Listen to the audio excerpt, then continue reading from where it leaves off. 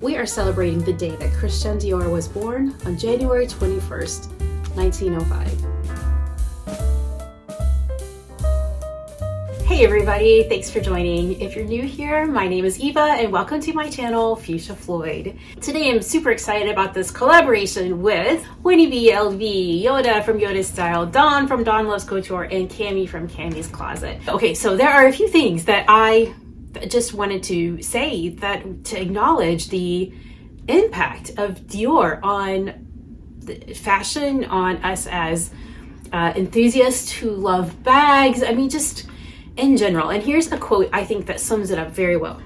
The magic of Dior stands for fashion to the masses.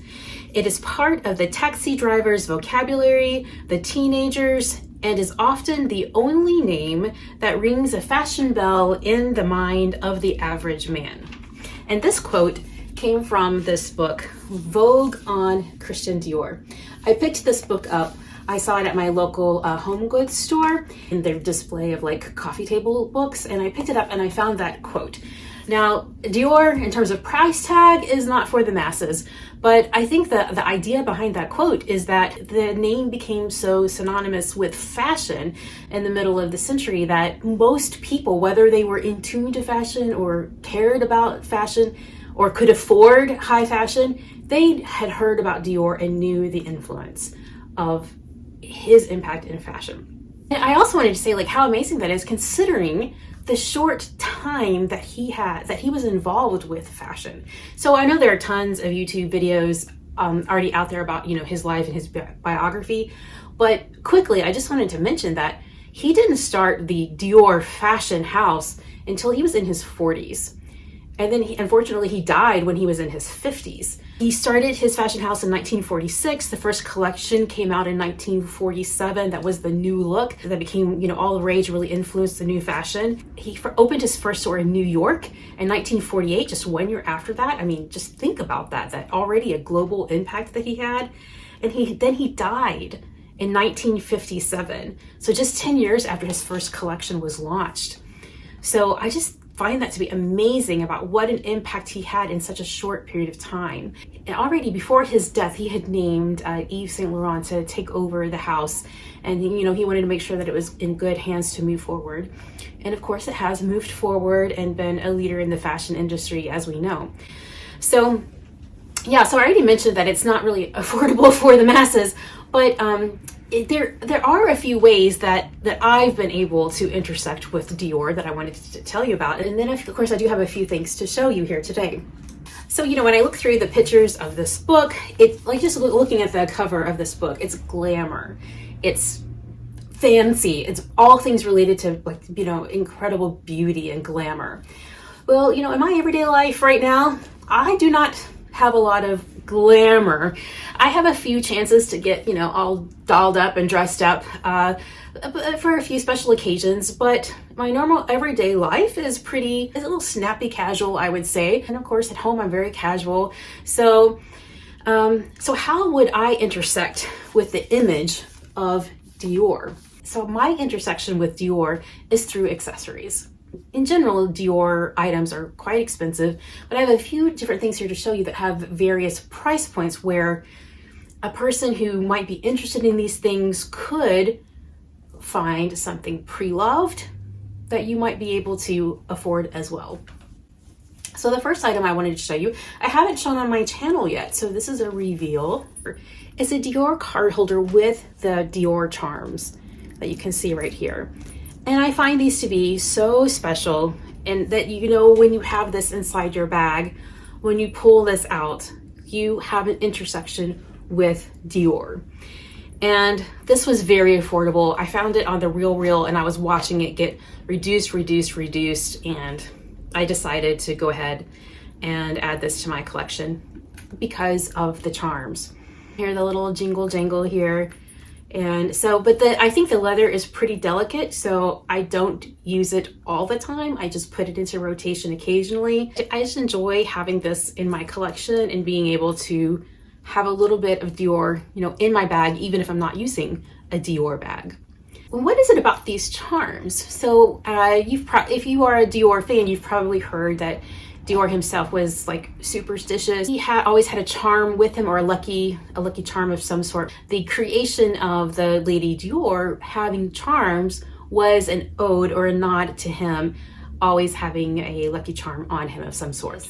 And now let's talk about this Lady Dior bag. The designer Gianfranco Ferre designed this Dior bag in 1995, originally called the Chouchou, which I believe meant favorite. And it was a gift. I think we've probably heard this story before. It was a gift to Princess Diana upon a visit to Paris by the First Lady. And from what we understand or could assume just by how much she used it, how much she was photographed with it, she seemed to be really taken by the bag, ordered it in multiple colors, and later the Chouchou was renamed to be the Lady Dior. Maria Grazia Chiuri was the designer who created the mini version of the Lady Dior in 2015. The version that I have here came out in 2017. Maria Grazia was also the one who created this suple design of the Lady Dior. So as you know, the original Lady Dior is very structured, and this is the suple version, so it is much more relaxed. The reason I got this bag is because it was accessible to me. It was available on the pre-loved market at a price that was budget friendly to me. And this little bag has had a spa day at home. I have cleaned up the charms, and I've also made a video about that in case you're interested. What drew me to this bag was not only the supple design, but the contrast of the edginess of all these studs and the softness of the floral motif. I don't know, there's something that really spoke to me about seeing those two elements together on one bag. And those studs go all the way around and even down here on the bottom. And you can see that the bottom of this bag is different as well. I've seen many YouTube videos kind of complain about the feet on the Lady Dior, but this version is different because we have the studs on the bottom. And so you don't have any of those like balance problems. This is the style bag that has the flap opening. The softness on the interior of the bag is really amazing. We have a little zip pocket in the back. It's pretty small, but it's there. And also there's a little slip pocket on the front wall of the bag. In case you're curious, my iPhone does fit in here, and this is one of those bigger sizes. It's the 13 Pro Max. It's 6.5 by 3.5 size, and it does fit in there. So anyway, it is a small bag, but it works for me in terms of the size and capacity. It comes with this long chain strap here with a leather break for your shoulder, and attaches here, and attachments like this. You can see here I've added just a little extender on the back of the bag here to give it a little bit extra length. So I'm really glad that Maria Grazia, took this classic design and made some modifications on it, because for me, I like this supple nature and the variations on this. Okay, so maybe you might be interested in a Lady Dior. Maybe you need something more budget friendly. Then I would encourage you to look for Diorissimo. This line was brought out in 2012. It is similar to a Lady Dior in that it has these same shaped handles here, and it has charms. But it's different than the Lady Dior in that it doesn't have the canage quilting or the canage pattern. These bags came out in 3 sizes, small, medium, large. This is the small. These also have kind of that supple feature, though they are more relaxed. They came in both like this pebbled leather, and they also came in smooth leathers. They came in a variety of colors, and they also came with very fun colored interiors, and I'll show you that here on this bag. So I've just taken the stuffing out of the bag, and you can see that it's kind of squished in on itself here. And when I'm not holding the bag by the handles, I think you can see that this leather is like not structured, and that these charms kind of weigh down on this portion of the bag. So it is very relaxed, but when you're holding it by the top handles, you don't notice that as much. I have found that when I wear the bag crossbody with the strap, I can fold these handles down, and when it's full, then it kind of keeps the structure a little bit better, and that weighing down issue is not so noticeable. Here is the crossbody strap that comes with this bag. The crossbody strap is adjustable, by the way. a sneak peek of that interior color.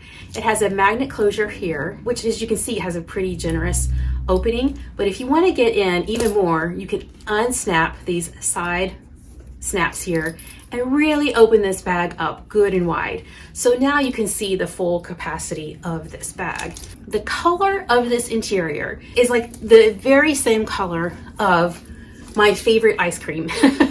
Here in town, we have a local ice cream shop and their signature flavor is black raspberry chip.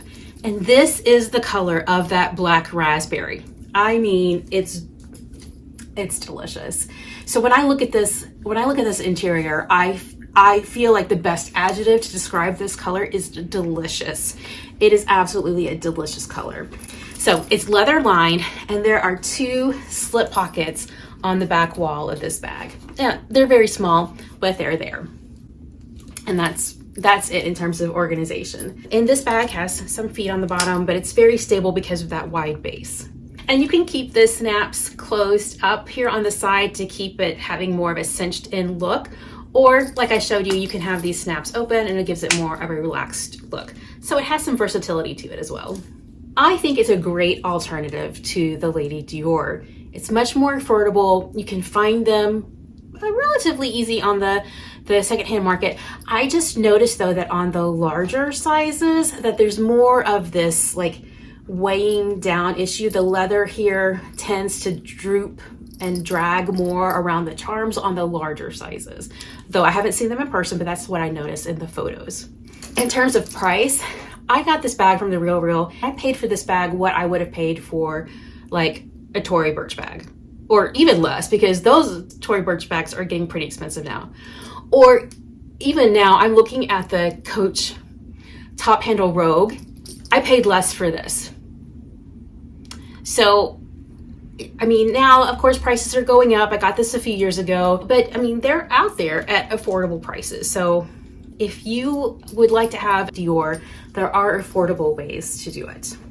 And then as I'm coming to a conclusion, I would just like to end with another quote that I got from this Dior book here, where Dior said, "There's nothing I would like better than to make every woman look and feel like a duchess." Now, granted, he was working with some very elite and sophisticated women in his time, but still.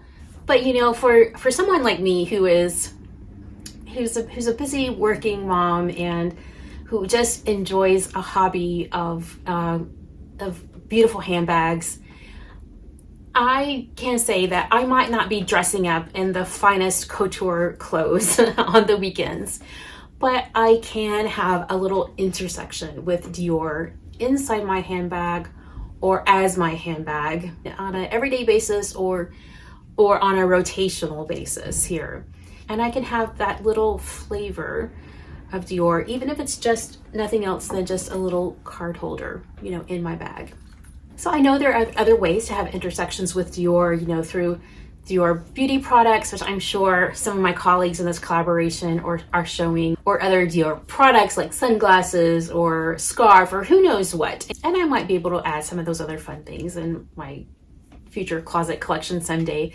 But as of right now, these things really bring me joy and make me feel like, even though I'm not a duchess, you know, officially, I feel very special when I can like interact with them, use them, feel them, touch them. It just makes me feel a little bit more fancy in my normal everyday life. And he said, "Women have instinctively understood that I dream of making them not only more beautiful, but also happier." Now we know that things don't bring us happiness, but in this case, like I said, it does just make me feel a little more fancy when I interact with those things. And for sure, I do have fun with it. So thank you very much to Yoda and Winnie BLV and Cami and Dawn for collaborating on this video about all things related to Dior. I cannot wait to see what they have included in their videos, what they are showing, what they are trying, what they are unboxing. Who knows, but whatever it is, I can't wait to watch. And I will have their videos linked below, of course. So thank you for joining. If you haven't had a chance to subscribe, I would really appreciate that because it's been really fun to get to know you in the comments and to see the channel grow. So I look forward to more of that in the future. So you take care and I will see you next time. Thanks, bye.